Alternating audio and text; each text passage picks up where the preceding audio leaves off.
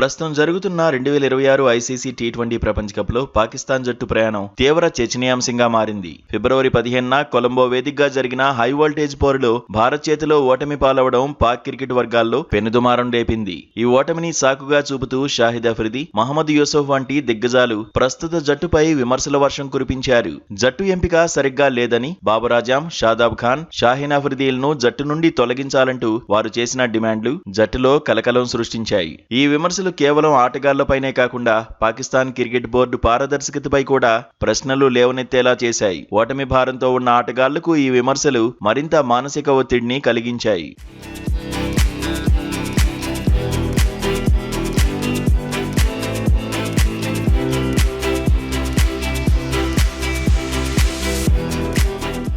మాజీల నుంచి వస్తున్న ఈ తీవ్ర విమర్శలపై పాక్ స్టార్ ఆల్రౌండర్ షాదాబ్ ఖాన్ గట్టిగా స్పందించాడు. నమీబియాపై ఘన విజయం సాధించిన అనంతరం విలేకరులతో మాట్లాడిన ఆయన మాజీ ఆటగాళ్లకు వారి గతాన్ని గుర్తు చేస్తూ చురకలంటించారు. తమ మాజీ క్రికెటర్లు వారి కెరీర్లో ప్రపంచ కప్లో భారత్ను ఎప్పుడూ ఓడించలేదన్న విషయాన్ని గుర్తుంచుకోవాలని ఆయన ఘాటుగా వ్యాఖ్యానించారు. 2021 ప్రపంచ కప్లో భారత్ను 10 వికెట్ల తేడాతో ఓడించిన ఏకైక పాక్ జట్టులో తాము సభ్యులమని ఆయన గర్వంగా చెప్పుకొచ్చారు. విమర్శలు చేసే ముందు తమ విజయాలను కూడా పరిగణలోకి తీసుకోవాలని ఆయన విజ్ఞప్తి చేశారు. షాదాబ్ చేసిన ఈ వ్యాఖ్యలు ఇప్పుడు సోషల్ మీడియాలో విపరీతంగా వైరల్ అవుతూ పాక్ క్రికెట్ వర్గాల్లో కొత్త చర్చకు దారితీశాయి.